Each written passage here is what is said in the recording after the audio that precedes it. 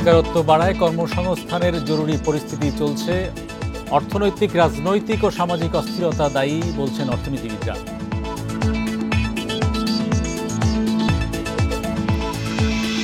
সেবা দেওয়ার ক্ষেত্রে করদাতাদের হয়রানি না করার আহ্বান অর্থ উপদেষ্টার। আগামী অর্থ বছরেই কর্পোরেট ট্যাক্স হবে অনলাইনে।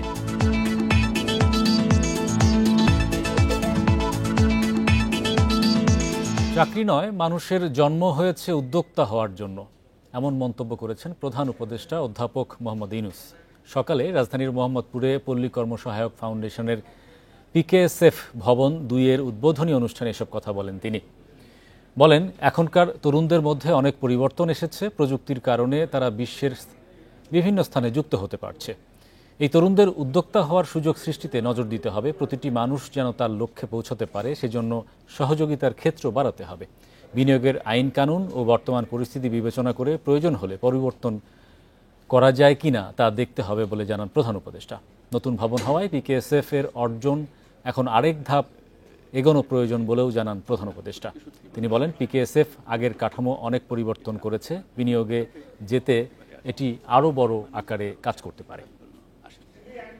আমাদের উপর আস্থা আছে সবার, সেভাবে এই ফাইন্যান্সিয়াল সিস্টেমকে গড়ে তুললে আমরা সত্যি সত্যি মানুষকে উদ্যোক্তা করতে পারি। যেটা আমার মূল কথাতে বারে বারে আসি, মানুষ কারো চাকরি করার জন্য আসে নাই, মানুষের জন্ম হয়েছে উদ্যোক্তা হওয়ার জন্য। কাজে সেটার দিকে যেন আমরা যেতে পারি, আমরা সবাইকে সে সুযোগ যেন দিতে পারি যে উদ্যোক্তা হওয়ার সুযোগটা তার আছে। সেই সুযোগটা নিল কিনা?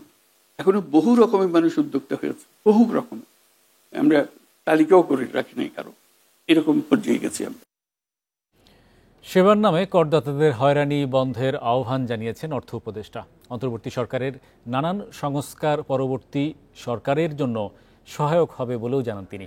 রাজধানীর আগারগাঁওয়ে রাজস্ব ভবনের ট্যাক্স রিপ্রেজেন্টেটিভ ম্যানেজমেন্ট সিস্টেম উদ্বোধনী অনুষ্ঠানে এনবিআর চেয়ারম্যান বলেন, আগামী অর্থ বছরেই কর্পোরেট ট্যাক্স অনলাইন করা হবে, এতে দুর্নীতিও কমবে। দেশে 1 কোটির বেশি টিআইএনধারী থাকলেও তার অর্ধেকের বেশি রিটার্ন জমা দেয় না। নানা রকম হয়রানি ও এনবিআরের মাঠ পর্যায়ে নজরদারির অভাবে কমছে কর জিডিপি অনুপাত। এতে বাজেট বাস্তবায়নে বাড়ছে দেশি বিদেশি ঋণের চাপ। এমন অবস্থায় অনলাইনে কর আদায় সহজ করতে tax representative management system software চালু করল জাতীয় রাজস্ব বোর্ড এনবিআর। এতে সহজে অনলাইনে আয়কর দেওয়া যাবে। এর উদ্বোধনী অনুষ্ঠানে অর্থ উপদেষ্টা বলেন, আগামীর সরকারকে আশার আলো দেখাবে কর সংগ্রহের আধুনিক পদ্ধতি। আপনারা যদি ক্লায়েন্টরে বলে বেটা আজকে আসো, কালকে আসো, পরশু আসো, এটা তো তার একটু হয়রানি হবে, তাই না? হ্যাঁ, যথাসম্ভব আসতে করবে, এই জিনিসটা আপনাদের অনুরোধ রইল। কারণ অনুষ্ঠানে এনবিআর চেয়ারম্যান জানান, এবছরই তৈরি করা হবে কর অ্যাপস। তার মতে, কর আদায়ের প্রক্রিয়া ডিজিটালাইজেশন করা গেলে অডিট সিলেকশন ও অডিট প্রক্রিয়া অটোমেটেড করা সম্ভব হবে। এখন আমরা যেটা দেখি, অনেক ট্যাক্স পেয়ারের প্রতি বছরে অডিট পড়ে, অনেক ট্যাক্স পেয়ার তার গোটা জীবনে কোনোদিন অডিট পড়েনি। তো এই জিনিসগুলো তো একটা বৈষম্য, এবং আমরা রিস্ক বেসড অডিট সিলেকশন করতে পারি না। এই জায়গাটাতে একটা বড় যুগান্তকারী পরিবর্তন হবে। আগামী বছর থেকে আমরা কর্পোরেট ট্যাক্সকেও ইনশাআল্লাহ অনলাইন সাবমিশনে নিয়ে আসবো। নতুন এ সফটওয়্যার ব্যবহারে দুর্নীতি কমবে বলেও মনে করে জাতীয় রাজস্ব board. Shafiul Alam Sujan, independent news, Dhaka. দেশে বেকারত্ব বেড়ে যাওয়ায় কর্মসংস্থানের জরুরি পরিস্থিতি চলছে বলে মন্তব্য করেছেন অর্থনীতিবিদরা। তাদের মতে, চলমান অর্থনৈতিক, রাজনৈতিক ও সামাজিক অস্থিরতা পরিস্থিতিকে আরও জটিল করে তুলেছে। বেসরকারি গবেষণা প্রতিষ্ঠান পিপিআরসি আয়োজিত কিসে দারিদ্র্য বাড়ছে শীর্ষক অনলাইন সেমিনারে কয়েকজন অর্থনীতিবিদ এমন মন্তব্য করেন।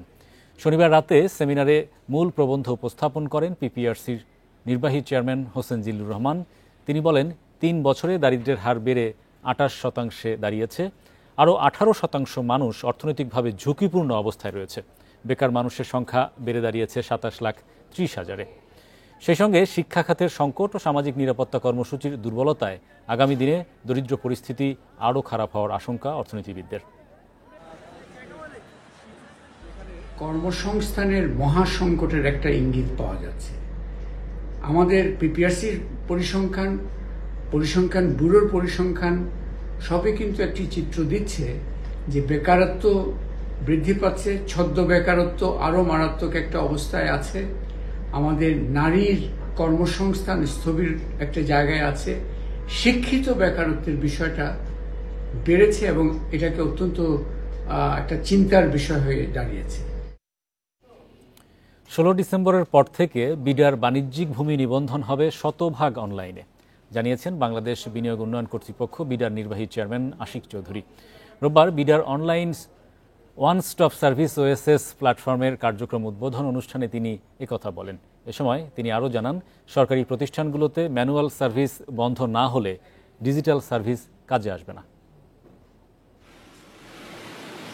গেল এক বছর রাজনৈতিক অনিশ্চয়তা ও নিরবিচ্ছিন্ন জ্বালানি সরবরাহের ঘাটতির কারণে দেশি ও বিদেশি বিনিয়োগে ভাটা পড়েছে। অন্যদিকে বিনিয়োগকারীদের ব্যবসা শুরু করতে ভূমি রেজিস্ট্রেশন থেকে শুরু করে প্রতিটি ধাপে নানা প্রতিবন্ধকতায় পড়তে হয়। এমন অবস্থায় অনেক বিনিয়োগকারী দেশে বিনিয়োগ করতে আগ্রহ হারিয়ে ফেলে।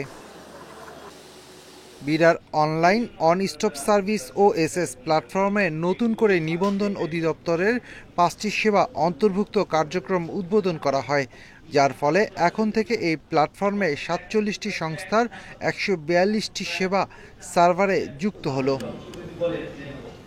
অনুষ্ঠানে বিডার নির্বাহী চেয়ারম্যান বলেন, দেশে বর্তমানে গ্যাসের যে ঘাটতি তা রাতারাতি সমাধান সম্ভব নয়, তবে ব্যবসায়ীদের জন্য এমন একটি ডিজিটাল প্ল্যাটফর্ম থাকবে যেখানে ব্যবসায়ীদের দ্রুত সেবা নিশ্চিত করা হবে। সরকারের যাবতীয় সার্ভিস আসলে ডিজিটাল হবে, ম্যানুয়াল কোনো সার্ভিস হবে না, বাসায় বসে করা হবে, কোথাও যেতে হবে না। তো আমার আশা হচ্ছে যে আমরা আরেকটা ধাপ এগুলাম।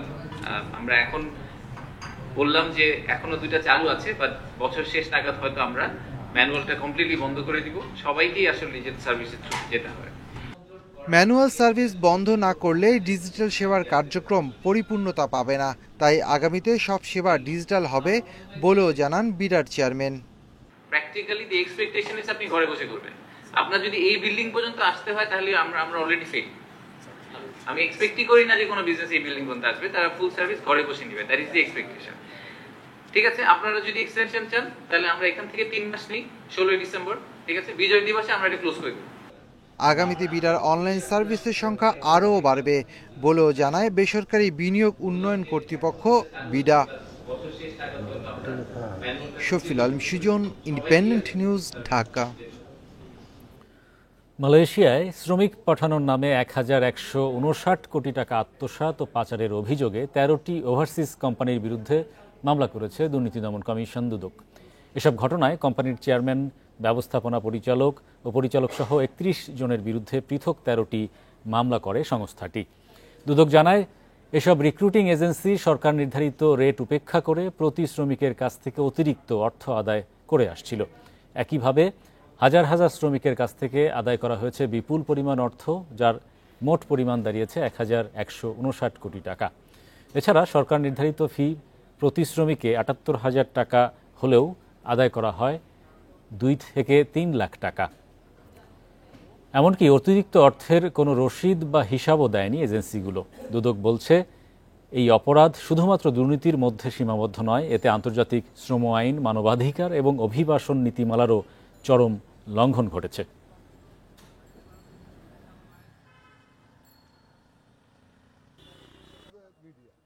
রিক্রুটেড শ্রমিকদেরকে ক্ষতি সাধন করে চুক্তির বাইরে বিভিন্ন ধাপে বাড়তি অর্থ হাতিয়ে নেয়ার অপরাধ সংগঠন করেছেন।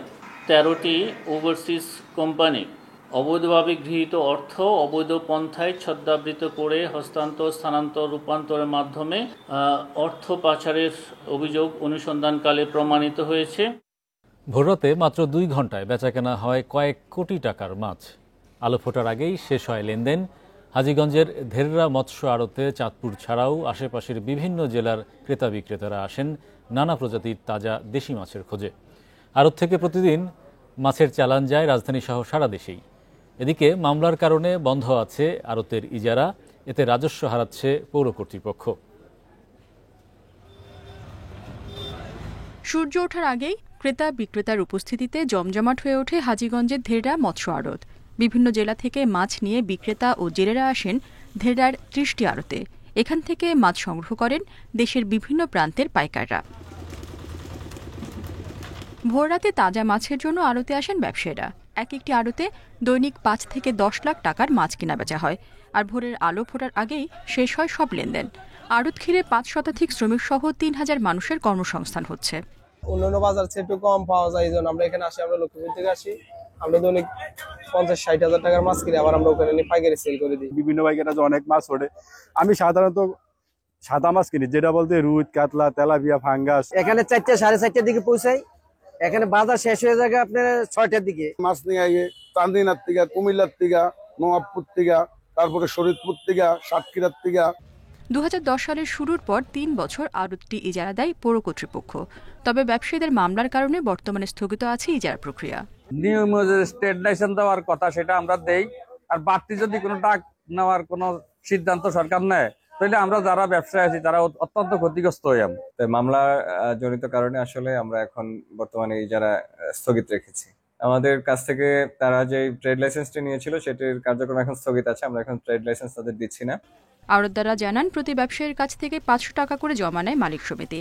এছাড়া আড়তের প্রহরী ও পরিচালনার জন্য প্রতিদিন নেওয়া হয় ৫০ টাকা।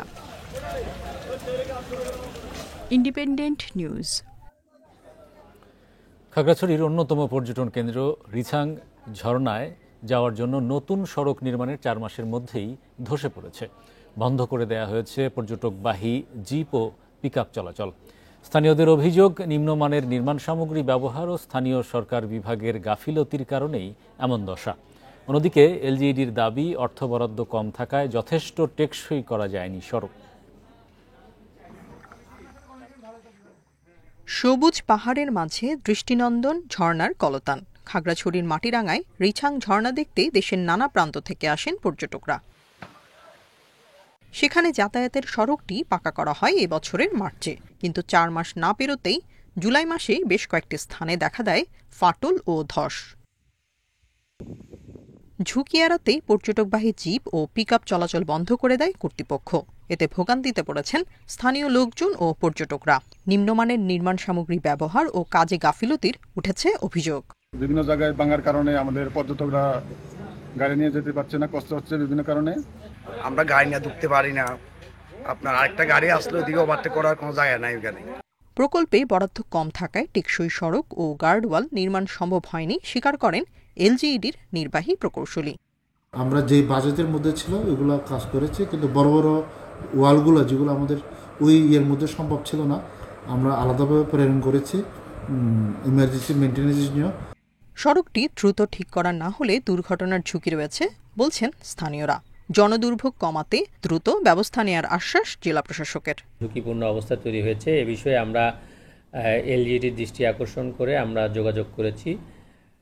আমরা আশ্বস্ত হয়েছি যে এ বিষয়ে খুব শীঘ্রই কাজ শুরু হবে। এর মাধ্যমে হচ্ছে সেই মেরামতগুলো সম্পন্ন হলে আমি মনে করি যে এখন যে যোগাযোগের যে সমস্যা তৈরি হচ্ছে সেটি সমাধান হয়ে যাবে।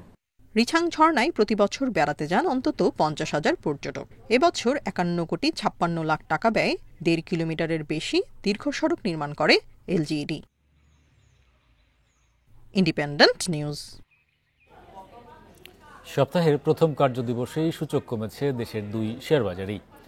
ঢাকা স্টক এক্সচেঞ্জের প্রধান সূচক কমেছে ৫৫.৪৩ পয়েন্ট, লেনদেনও কমেছে ৪৬ কোটি টাকা।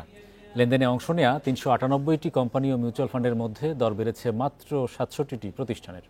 অন্যদিকে চট্টগ্রাম স্টক এক্সচেঞ্জের সার্বিক সূচক কমেছে ১৬২.৭৭ পয়েন্ট। রোববার দিনের শুরুতে ইতিবাচক ছিল ঢাকার শেয়ার বাজার। প্রথম ২৫ মিনিটে প্রধান সূচক বাড়ে ৩০ পয়েন্ট, তবে বেলা বাড়ার সঙ্গে সঙ্গে শুরু হয় সূচকের পতন। দিন শেষে ডিএসইএক্স সূচক ৫৫.৪৩ পয়েন্ট কমে অবস্থান করছে ৫,৪৬৮ পয়েন্টে। মূল্য সূচকের সাথে ডিএসইতে কমেছে লেনদেনের পরিমাণও। আজ মোট লেনদেন হয়েছে ৭৩২,৫৬ টাকা। এতে আগের দিনের চেয়ে লেনদেন কমেছে ৪৬ কোটি টাকা। হাত বদলে অংশ নেওয়া ৩৯৮টি কোম্পানি ও মিউচুয়াল ফান্ডের মধ্যে দর বেড়েছে মাত্র ৬৭টি প্রতিষ্ঠানের শেয়ারের, কমেছে ২৭৫টির এবং অপরিবর্তিত রয়েছে ৫৬টি প্রতিষ্ঠানের শেয়ার দর। সবচেয়ে বেশি লেনদেন হওয়া প্রতিষ্ঠানের তালিকায় প্রথম অবস্থানে আছে রবি, দ্বিতীয় একমি এবং তৃতীয় অবস্থানে আছে খান ব্রাদার্স। শতাংশের দিক থেকে দর বৃদ্ধির তালিকায় প্রথম অবস্থানে আছে এস আলম কোল্ড রোল, দ্বিতীয় দেশবন্ধু এবং তৃতীয় অবস্থানে আছে একমি। অন্যদিকে চট্টগ্রাম স্টক এক্সচেঞ্জের সার্বিক সূচক 162.77 পয়েন্ট কমে অবস্থান করছে 15,356 পয়েন্টে।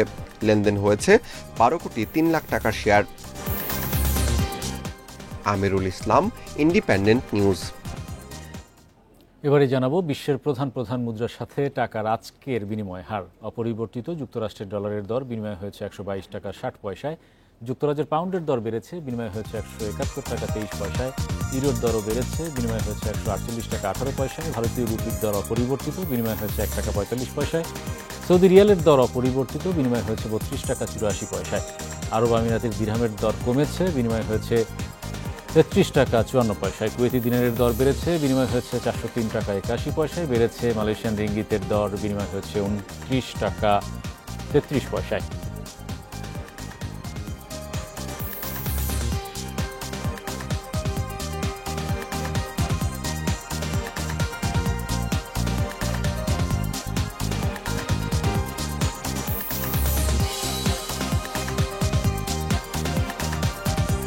এ ছিল আজকের অর্থনীতি সারাদিনে। ইন্ডিপেন্ডেন্ট টেলিভিশনের সব খবর জানতে চোখ রাখুন ফেসবুক, ইউটিউব এবং এক্সে। আমন্ত্রণ আমাদের পরের আগে।